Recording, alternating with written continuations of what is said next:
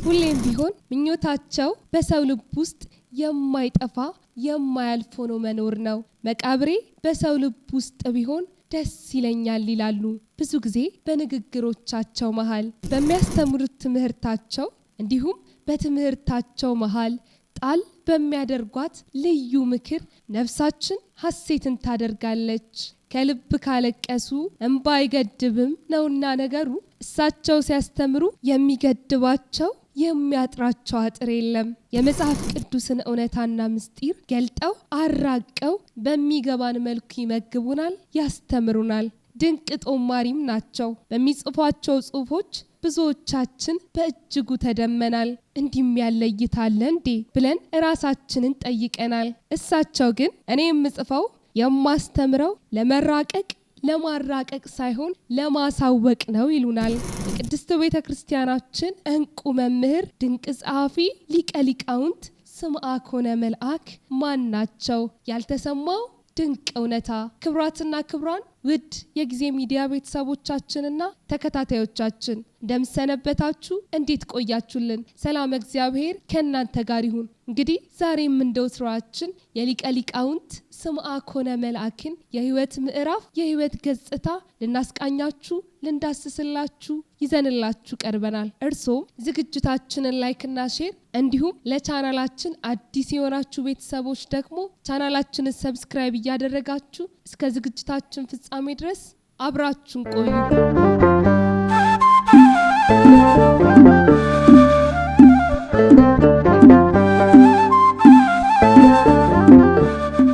የኢትዮጵያ ኦርቶዶክስ ተዋሕዶ ቅድስት ቤተ ክርስቲያን ካገኘቻቸው ካፈራቻቸው እንቁ መምህራን እንቁ ልጆች መካከል ዋነኛ ናቸው። እንዲሁም በቅድስት ቤተ ክርስቲያናችን ጥቂት ከሚባሉ በጣት ከሚቆጠሩ ከሊቃውንቱ ተርታም ይሰለፋሉ። የማያስተምሩት የማይዳስሱት ሐሳብ የለም። ስለ ጌታችን ስለ እመቤታችን እንዲሁም ስለ ቅዱሳኑ ስለ ሌሎችም በርካታ የቅድስት ቤተ ክርስቲያን ርዕሰ ጉዳዮች በደንብ አብራርተው ያስተምሩናል ብቻ ሳይሆን ከማዕዱ ያቋድሱናል። በእጅ የሚያጎርሱ ታላቅ አባት ናቸው። ምስጢር ገልጠው ሁሉን መርምረው ለሕዝበ ምእመኑ እንደሚመጥነው እንደሚገባው መልኩ ያብራራሉ። ሊቀ ሊቃውንት መምህር ስምዐ ኮነ መልአክ።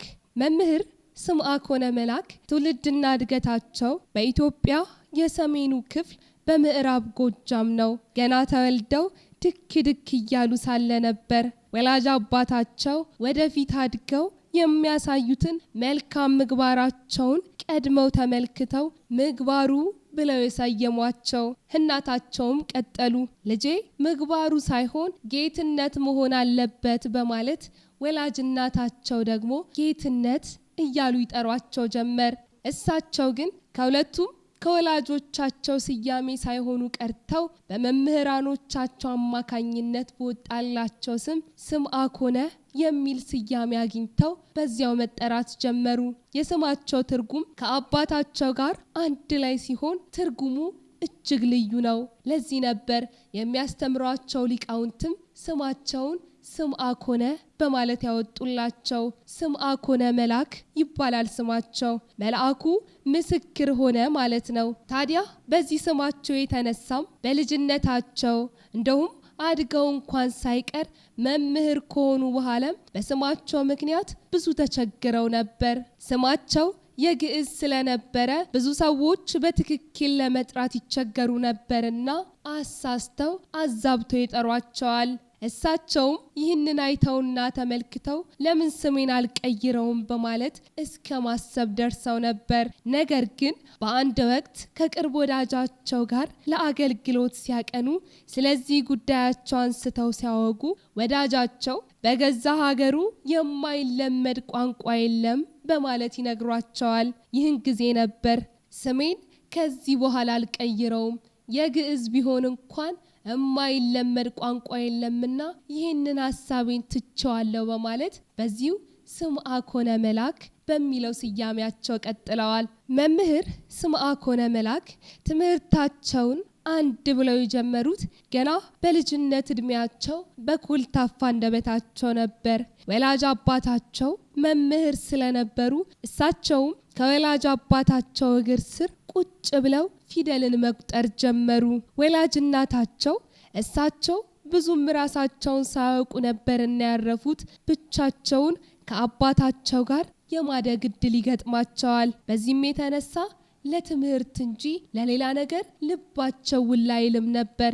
መምህር ስምዐኮነ መላክ የትምህርት ፍቅራቸው በእጅጉ እያየለ ሲመጣ ከወላጅ አባታቸው ተለይተው ቲሊሊ ወደምትባል አካባቢ ያቀናሉ። ጥሬ ቆርጥመው የሚማሩ የቆሎ ተማሪም ይሆናሉ። በጣም ቀልጣፋ ነበሩና ወደ ቲሊሊ አቅንተው ትምህርታቸውን ሲማሩ ከሁሉ ተማሪዎች ቀድመው ነበር ሁሉን የሚጨርሱት። ባልጠነከረ በልጅነት እድሜያቸው በ7 ዓመታቸውም ነበር የድጓ ተማሪ የሆኑት። ድጓ ሲማሩ በጣም ትንሽ ከመሆናቸውም የተነሳ የድጓ መጽሐፉን እንኳን ሰው ነበር የሚሸከምላቸው። ይህ ልጅነታቸው ግን ፈጽሞ አልገታቸውም ነበር። ወደ ደብረ ማርቆስ በማቅናት በደብረ ማርቆስ የመጽሐፈ ብሉያት ቤት በማቅናት መጽሐፍተ ብሉያትን ተምረዋል። እንዲሁም ቅድስት ቤተ ክርስቲያን ባህረ ጥበባት ናትና መጽሐፍተ አዲሳትን ሌሎችንም ትምህርቶች ጠንቅቀው ተምረው ጨርሰዋል። ለቅድስት ቤተ ክርስቲያን ትምህርት ዕውቀት ባላቸው ልዩ ፍቅርም የተነሳ ከሀገር ሀገር እየተዘዋወሩ ጥሬ እየቆረጠሙ አጎዛቸውን ለብሰው ከአንዱ ቦታ ወደ አንዱ ቦታ ትምህርትን ፍለጋ እየተዘዋወሩ በብርቱ ትምህርታቸውን ቀስመዋል። በዚህም የተነሳ ሊቀ ሊቃውንት ስምዐኮነ መላክ መጽሐፈ አዲሳትን፣ ብሉያትን፣ ሊቃውንትንና መጽሐፈ መነኮሳትን ጠንቅቀው ተምረው ጨርሰው ሊቀ ሊቃውንት ለመሆን ችለዋል። ሊቀ ሊቃውንት የሚለውን መጠራቸውን የሚያገኙት እሳቸው ሳያውቁት በድንገት ነበረ። ነገሩ እንዲህ ነው። እሳቸው በምዕራብ ጎጃም በዋና ከተማዋ በፍኖተ ሰላም የአራቱ ጉባኤ መምህር በመሆን ጉባኤ ቤት ተክለው ሲያስተምሩና ደቀ መዛሙርትን ሲያፈሩ ያላቸውን ብርቱ ትጋት እንዲሁም ጽናታቸውን የተመለከቱ የቅድስት ቤተ ክርስቲያን አባቶች እንዲሁም ሊቃውንት መልካም ፍቃዳቸው ሆኖ ከብፁዕ አቡነ ቶማስ ሊቀ ሊቃውንት የሚል መጠሪያ እንዲያገኙ ይሰጣቸዋል። እሳቸውም ይህ መጠሪያ ሲሰጣቸው እንዲህ በማለት ነበር የተናገሩት። እንደ እውነቱ ከሆነና ስለ እውነት ከተናገርን መምህር ከሚለው የሚበልጥ የሚለይ ስም የለም። ምክንያቱም ጌታችን መድኃኒታችን ኢየሱስ ክርስቶስ እንኳን በዚህ ምድር እንዲያ ሲያስተምር መምህር ተብሎ ነበር የተጠራው።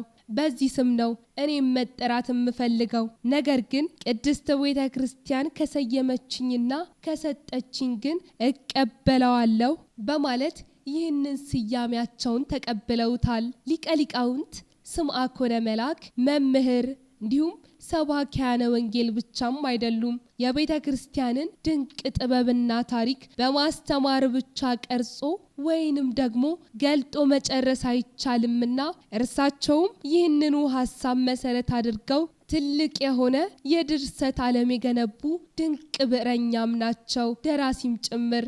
መጽሐፍ ሲጻፍ በምክንያትና በዓላማ መሆን አለበት ብለው የሚያምኑት መምህር ስምዐኮነ መላክ እሳቸውም እንዲሁ ምክንያትና ዓላማን መሰረት አድርገው ለትውልዱ ለምእመኑ ዕውቀትን ሕይወትም የሚሆኑ የቅድስት ቤተ ክርስቲያንን ስርዓቷን የመጽሐፍ ቅዱስን እውነታ ሐሳብ መነሻ ያደረጉ ከ11 በላይ መጽሐፍቶችን ጽፈው አበርክተዋል። ደራሲ ሕያው ነው፣ ለዘላለም አይሞትም፣ እኔም መቃብሬ በሰው ልብ ውስጥ እንዲሆን እፈልጋለሁ የሚሉት መምህር ስምዐኮነ መላክ በዚህም ሕይወታቸው በእጅጉ ደስተኛ እንደሆኑም ይናገራሉ።